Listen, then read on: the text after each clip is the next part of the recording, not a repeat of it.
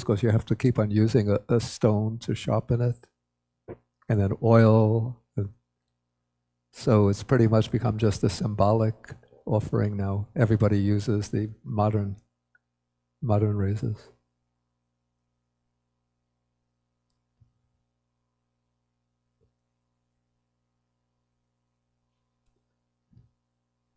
Okay, Paul, there's a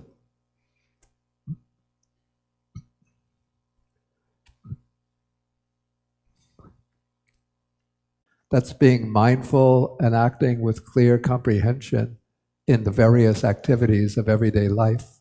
So there's mindfulness in the sense of being attentive to what one is doing, together with clear comprehension, which is knowing what one is doing. Okay, then there's the sati in, let's say, anapanasati, mindfulness of breathing. So there, the mindfulness is being aware of the in and out breathing. Let's say mindfulness of feelings. So when one is experiencing particular feelings, then one is aware of the feeling. So that is the mindfulness in relation to feelings. So there's I think one can't say that there's one thing called ordinary mindfulness, which is different from specific applications of mindfulness, but let's say there's a common quality which is called mindfulness, which is applied in a multiplicity of ways. So we have mindfulness can be directed towards the qualities of the Buddha, and then since one is turning those qualities over again and again, then it becomes repeatedly, so then it becomes anusati. And in a way, the anusati is a recollection in the sense of remembering. So there, the mindfulness is remembering the qualities of the Buddha. Whereas with mindfulness in relation to in and out breathing, for example, then the mindfulness is directed towards something which is actually occurring in the present. You can see the subtle difference there of recollecting qualities that one has heard before and now one is bringing back into the mind. Whereas mindfulness in relation to the breathing is being aware of something that's occurring here and now. Mindfulness, say, when doing walking back and forth, one is aware, say, of each step. It's the steps that are occurring in the present. So so in that respect it's different from anusati, which is being mindful, but being mindful of what one is recalling in the mind, based on prior acquaintance, being acquainted at an earlier time with the qualities of the Buddha. So if the object of mindfulness has nothing to do with things that are happening at the present, that mindfulness has nothing to do with insight, but only with concentration. Yeah, I would say that the mindfulness in the anusatis, for instance, can only be used for concentration, not for insight, because insight has to be directed towards phenomena that are occurring in the present. Thank you. Maybe that highlights the difference between the mindfulness and the recollection and the mindfulness and the practice of insight meditation. So, but the mindfulness of the qualities of the Buddha maybe functions the same as that of when one is reading the suttas or Buddhist texts? No, I'd say it's somewhat different, though maybe there's a certain continuity between them.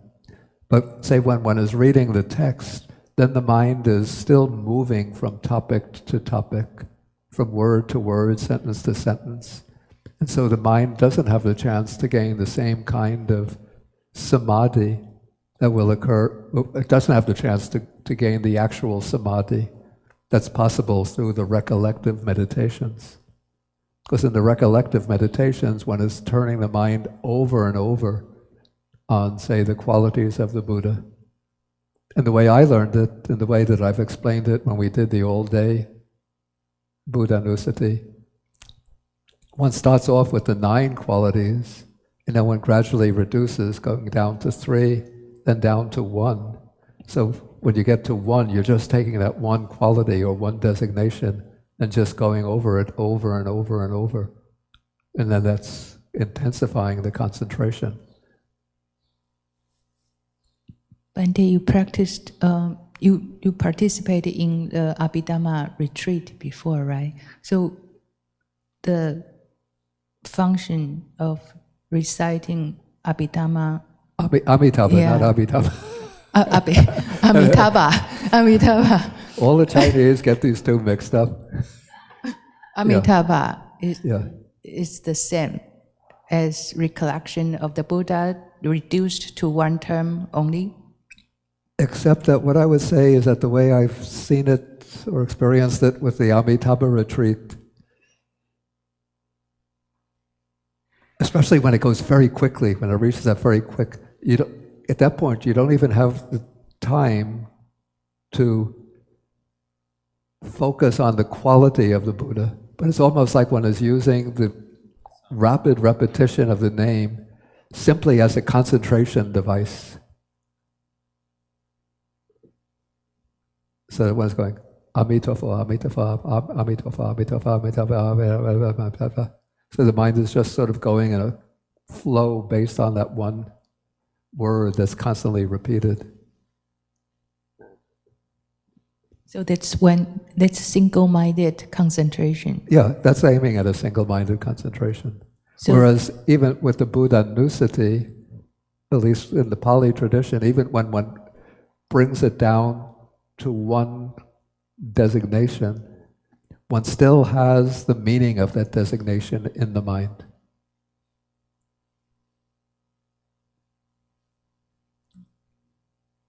Thank you, Bhante. I have another question about the 6 recollections. The sixth one, it's omitted here, but Bhante said in this sutta, it's incorporated into the 5th one, right? The recollection of the deities. The traditional list has 6 anusatis, and then the one that's omitted here is actually the 5th one, which is the recollection of chaga, of generosity. I don't know, it's an interesting question. Why isn't it included here? I wonder if the commentaries... What were you going to say? But then, Bhante, in the normal 6 recollections, then isn't the recollection of generosity duplicate with the 6th one, the recollection of the deities? Because the recollection of deities would include the recollection of generosity. One calls, in that one calls, in the 6th one, the recollection of deities, one does bring to mind generosity, but one is not focusing on generosity as a meditation subject in its own right, but one is just calling to mind that one has these 5 qualities that lead to the Deva world, that have led the Devas to the Deva world, and one has these 5 qualities in oneself. Is it faith, sila, generosity, learning, and wisdom? Whereas in the recollection of generosity,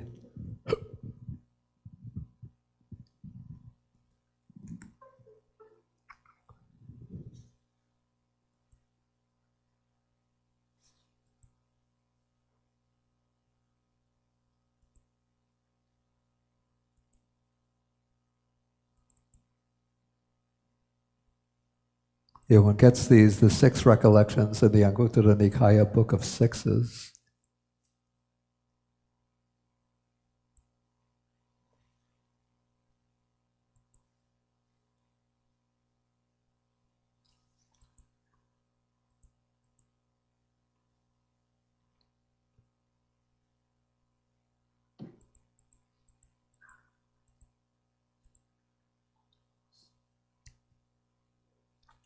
So then it's more elaborate. One recollects one's own generosity thus, that it's a gain for me, it's good fortune for me, that in a generation, amongst a population which is given to miserliness, I am generous, open-handed, charitable, delighting in giving and sharing.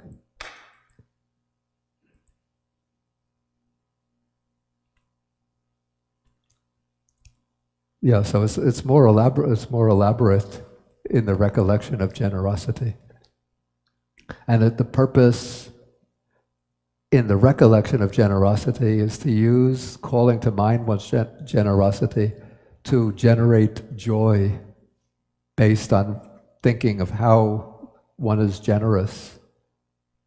Whereas in the recollection of the devas, one isn't thinking of generosity itself to generate joy, or let's say one is not thinking of generosity in isolation, but one is thinking that one possesses those 5 qualities that lead to the deva world, and that generates the joy, all 5 together.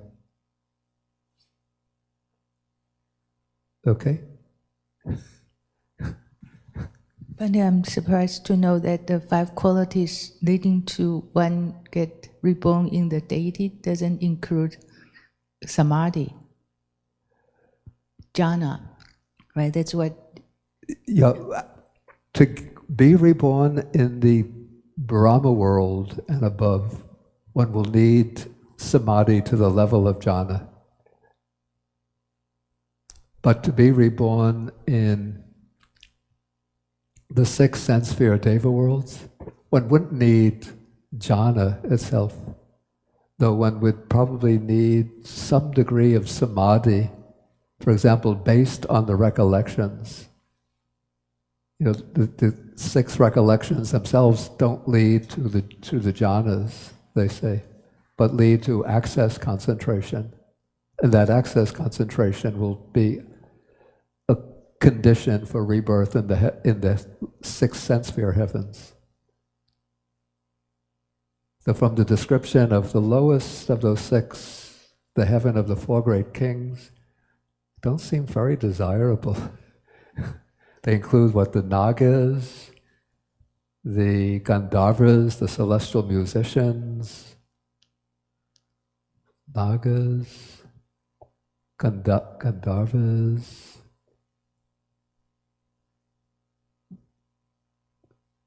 What are the other 2? The yakshas. The yakshas are usually depicted as fierce demonic beings.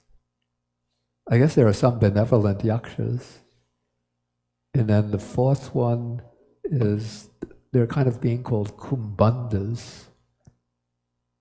It's a kind of spirit that's supposed to live deep in the mountain, in the forest, in the mountains, and to be guardians of hidden treasures. But I don't know, it seems that heaven of the 4 great kings is a way in which early Buddhism incorporated the various terrestrial spirits that were recognized in popular Indian religion, instead of incorporated them into the Buddhist cosmology. So everybody gets a place at the table, so to speak. Okay, see? But I thought, I have a separate question, but I thought like when it comes to the 4 great kings, the Deva level is the ones who are in charge of these minions.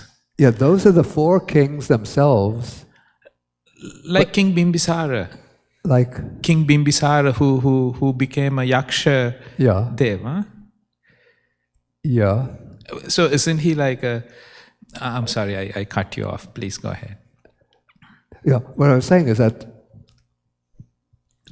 the heaven of the 4 great kings is presided over. It has 4 divisions, or 4 sections, and each section is presided over by a particular divine king. Kubera is one. I don't remember the names of all of them. Okay, but one of them is, but then each is the king presiding over a class of beings. And so the four sections are the Gandharvas, the Yakshas, Yakshas, Nagas, and Kumbhandas. And so probably the one with the greatest merit will be reborn as the king in those realms, but that's only 4 positions. It's like getting to be, President of the United States, maybe even more difficult to attain than the presidency of the United States. So there will be millions of Nagas, millions of Gandharvas, but only one king presiding over them. And so if you want to take your chance to be reborn there, if you miss the kingship, then you get to be a Gandharva, a Yaksha, a Naga, or a Kumbhanda. King Bimbisara, who died as a stream enterer. I've always puzzled by this. How he gets to be just a sort of a Yaksha. Like a Yaksha, what do you call, like a colonel, not like he's like a big position. Of course, there will be different offices amongst amongst each of these beings. So like some will be like captains, some like lieutenants, some like majors, some like generals. Bhante, my actual question was, there's like that 4 protective meditations? Is it like what they call, like I've heard this word Panidaya, Appanidaya, and did Buddha give 4 protective meditations? The 4 protective meditations. Those like are the Chaturaraka. That's the Chaturaraka. Mm-hmm. Buddhanusati is one of the 4 protective meditations. But the others are not included there. That's just recollection of the Buddha, loving kindness, the meditation on the 32 parts of the body, and the recollection of death.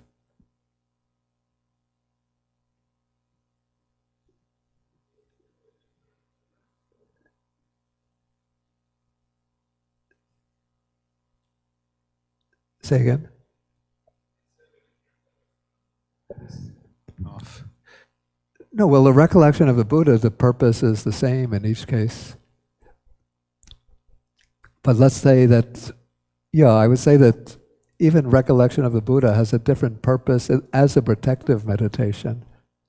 The purpose is to strengthen the faith, the quality of faith.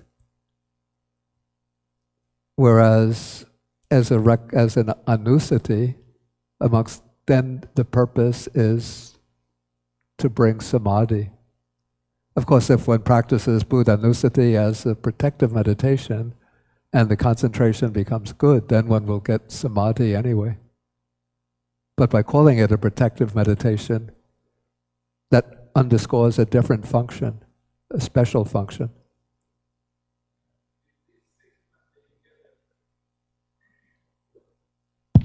With this 6, you get the feeling of like, actually when you...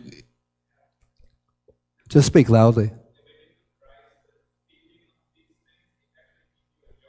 Yeah, that is the purpose, is to generate the joy, and that joy then becomes sort of the precondition for sukha, for happiness or bliss, and then out of that happiness, cittang samadhiyati, the mind gets concentrated.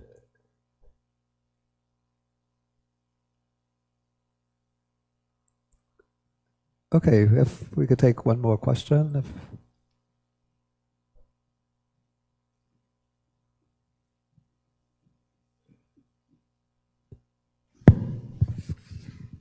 Yeah, it's working.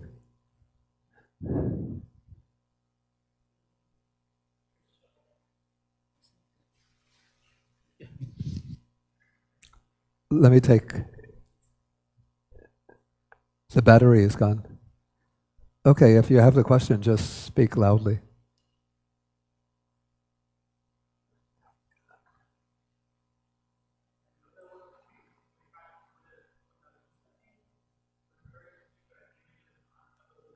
Yeah, yeah. Yeah.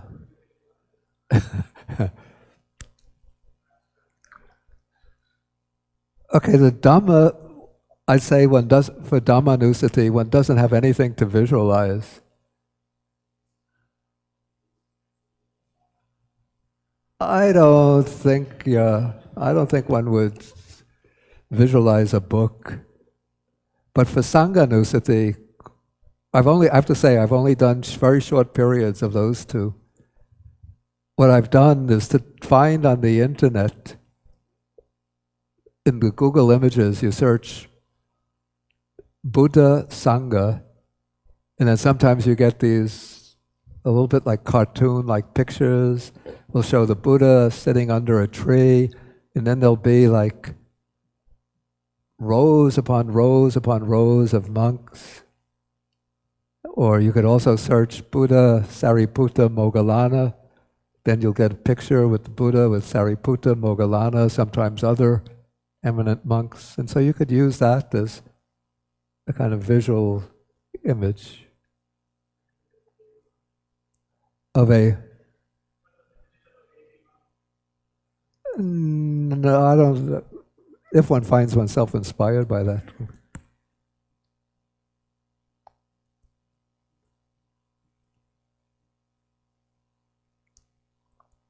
Let me just...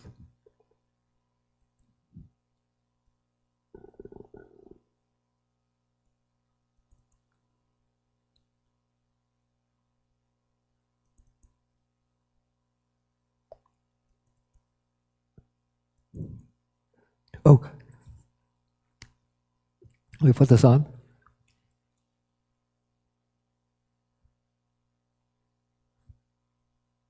Yeah, it'll...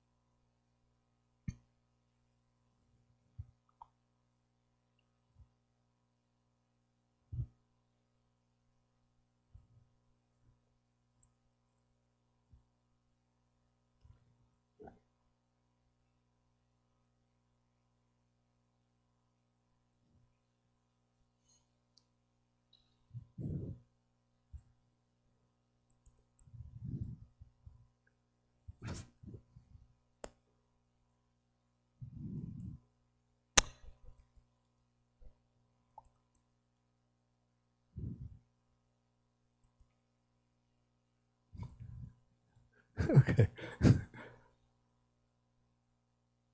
Okay, so this is an example. Oh, this is a real life example. Yeah. Not... these are bhikkhunis. The thing is, I know almost all of them, so it's better not to have people that you know, because then you start thinking about them individually.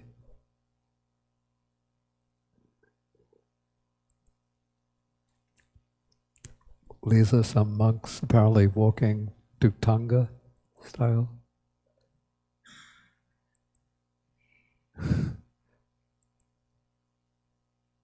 Yeah, so you don't have to be able to visualize the details. These are bhikkhunis again, Thai bhikkhunis.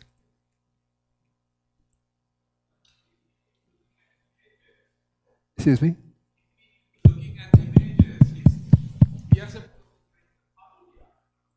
Yeah, one doesn't focus really on the details of the images. It's just to get an impression on which one.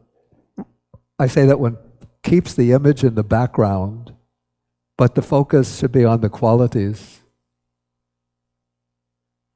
But without people will differ. Some people who have a more conceptual mind don't need any imagery at all. But for them, it's just enough to have the descriptive terms. And that's, on that basis, they can focus. Other people have more visual minds. And so they benefit from having a visual image. I find, for myself, it's useful to have some I call it a lightly visualized image, not an attempt to go into, there is the orange band around the Buddha, that's the blue band, then the yellow band, and then the hands are like this. I don't have to use those. I don't try to use those details. Okay, I think maybe that's enough for today.